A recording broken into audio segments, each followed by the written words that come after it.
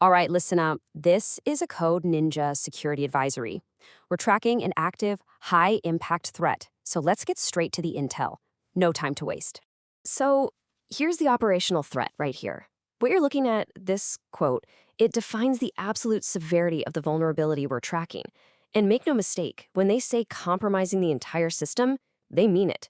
Full system compromise is on the table. All right, let's break this down. The target is Apache Spark. We're dealing with a critical remote code execution flaw, a nasty one, in the history server. The official designation is CVE-2025-54920. Now, you absolutely need to pay attention to this timeline. This whole thing moved fast. We're talking public notification on March 13th, and it hits the national databases the very next day. So what does that mean for you? It means right now, today, your window of exposure is wide open. The clock is ticking, and you can bet the threat actors are already on this. And if you're wondering just how bad this is, well, the severity is not up for debate. This thing has a CVSS base score of 8.8. To be crystal clear, that's in the high-severity category. It demands your immediate attention. Okay, so let's be very clear about why we're doing this. This isn't just some random alert. This is a coordinated vulnerability disclosure, a CVD. The whole point is to put this intel directly into your hands so you can mitigate immediately. It also puts pressure on the vendor to get a patch out the door. That's how we operate. We secure the perimeter by forcing the fix. Okay, before we get into the nitty-gritty, the technical protocol, we need to do a quick comms check. This is crucial for making sure you get ongoing intel from us. Think of it as standard ops procedure. Step 1, subscribe to this channel, CyberTech79, and you have to enable notifications. This isn't for fun. It's your secure link for real-time intelligence updates on this and other threats. Step 2, hit that like button. We need you to treat that as your formal acknowledgement, your ACK, that you've received this critical briefing. And finally, step 3, report your status in the comments below. Are you patched or are you still vulnerable? This isn't just for us. This intel is vital. It helps all of us map the operational blast radius of this threat. All right, comms check complete. Let's get into the protocol. We're going to break down exactly how this Spark exploit works. So the whole vulnerability really hinges on this one concept, polymorphic deserialization. Now, what is that? Well, in simple terms, it's a feature, not a bug, that lets the code decide what kind of object to create based on the data it's reading. It's flexible, but as you're about to see, that's exactly where the danger is.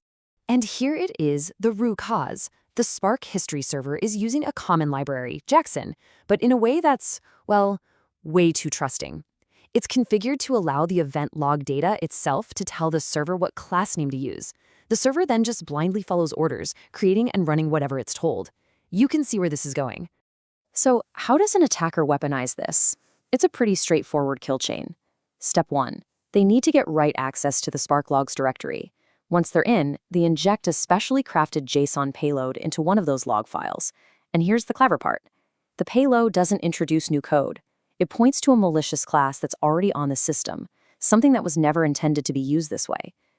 The history server comes along, innocently reads the log, deserializes the attacker's payload, and bam, it creates that malicious object, which then phones home to the attacker's server. That's it. Game over. You've got remote code execution. Okay, enough theory. Let's talk about the only thing that matters right now, remediation. Your action item is simple and it is absolutely non-negotiable. You must upgrade to Spark version 3.5.7 or 4.0.1. I'll say it again, any version before those is vulnerable. Don't look for a workaround, don't try to firewall it off. There is no alternative mitigation. You need to patch immediately. Now, I want to take a quick detour here for a second. We're going to look at a different case, a rejected CVE. Why? Because I want to underscore the integrity of this whole process and show you the kind of diligence that goes into these disclosures. Take a look at this. This is the change history for a recent Firefox CVE right from the National Vulnerability Database. You can see the description was changed to rejected. The reason? It was a duplicate of another bug. Mozilla saw the mistake and corrected the record.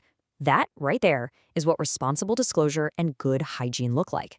So let's put them side by side. The Spark CVE we're talking about today, active and critical. It is a verified, high-impact threat that you need to act on. The Firefox one, rejected. A simple procedural correction to avoid confusion. This distinction is so important. It's to reinforce that when we issue an advisory like this one, the threat is real, it has been vetted, and you need to take it seriously. All right, let's wrap this up by talking about why we operate this way. It's not random. There's an ethical code that governs everything we do. And this is our code. We are absolutely committed to the principles of coordinated vulnerability disclosure. Giving you an accurate timeline, a clear technical breakdown, that's our responsibility. It's all about accountability. Bottom line, you need these details to defend your systems, and it's our job to get them to you. That's the briefing. Your action is crystal clear. Get your Apache Spark instances patched now. Stay secure.